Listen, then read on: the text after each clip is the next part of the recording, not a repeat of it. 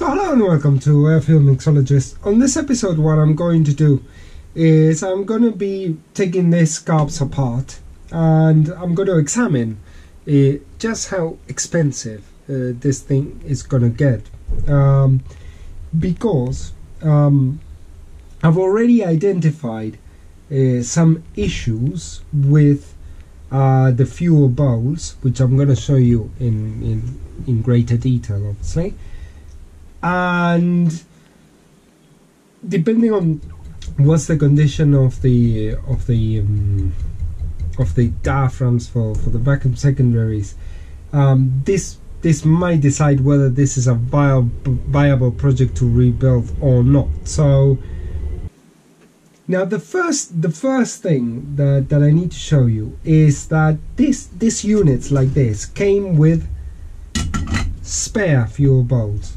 And the problem with this spares is that they're not for the right application. So let me show you.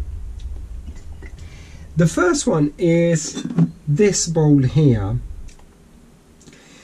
which I have reason to believe it is one of the originals in terms of the fuel bowl. As you can see here, somebody tried to helicoil it without putting the helicoil on, so this isn't gonna work.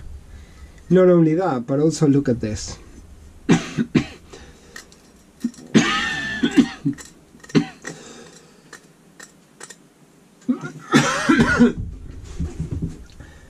That's pretty bad as well. So this isn't looking good.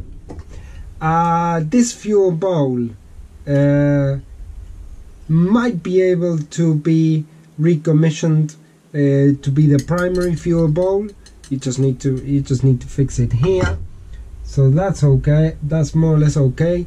This one is a secondary fuel bowl, but it's not the right type of fuel bowl, and let me show you why now. So when you see this sort of system here, one thing that you notice is that it's, especially in Chrysler systems, there isn't a provision for fuel inlet on this side.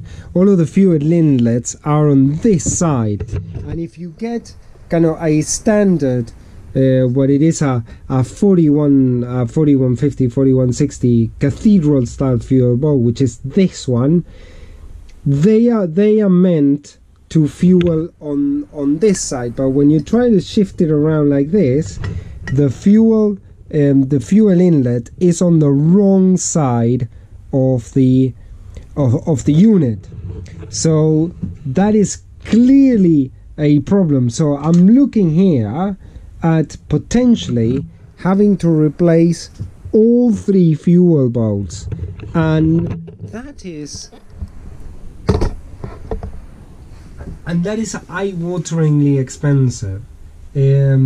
So things are already not looking great for this unit, if I'm being brutally honest. So what I'm going to do is I'm going to carry on doing kind of some disassembly, and then I'll show you all the other bits that are required, and let's do some further diagnostics.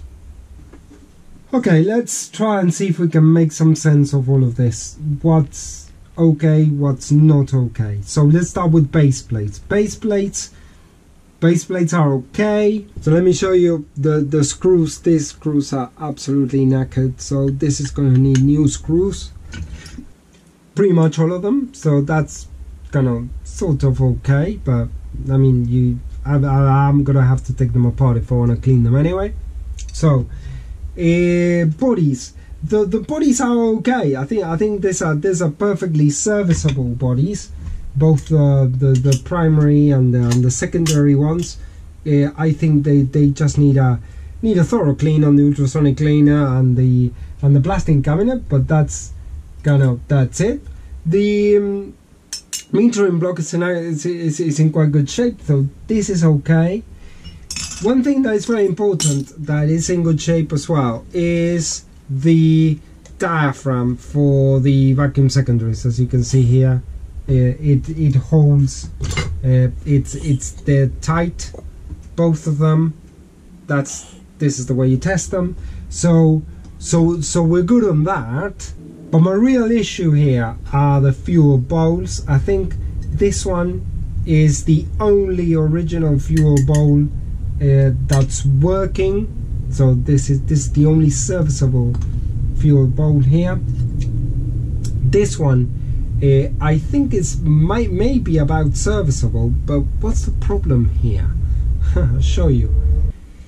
This isn't really a secondary fuel bowl, and it has been butchered to become a secondary fuel bowl. Why? Let me show you. Now, as you can see here, there is a bolt that comes up there, and there is something that blocks the accelerator pump.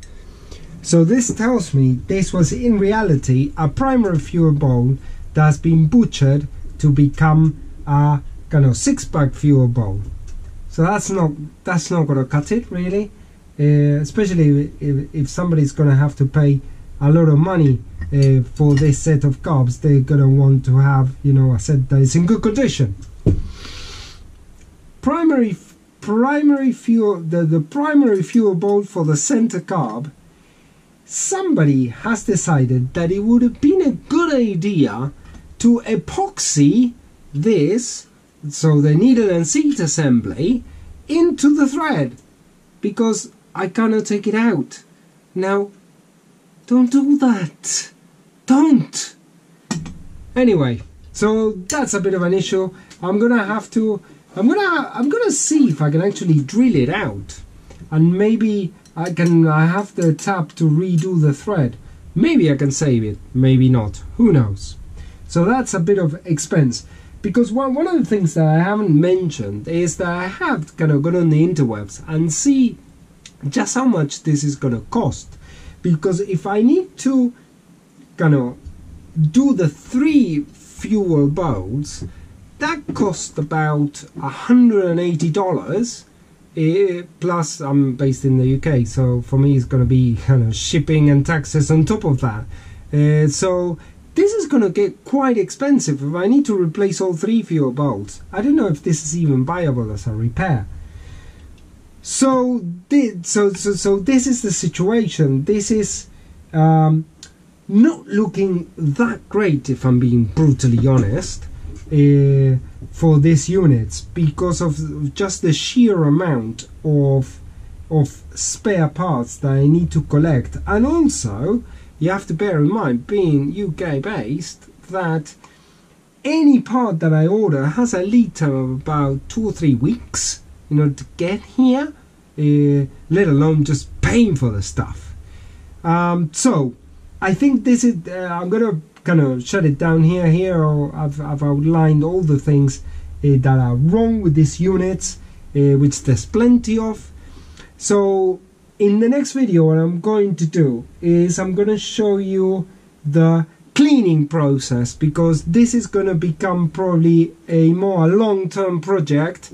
And before I store any of my projects, whilst I'm waiting for parts or stuff, I always want to store them in a state where they are clean and ready to be reassembled quickly. So all the cleaning process needs to be done now, regardless of what happens with these units. So thank you very much for watching, and see you in the next episode.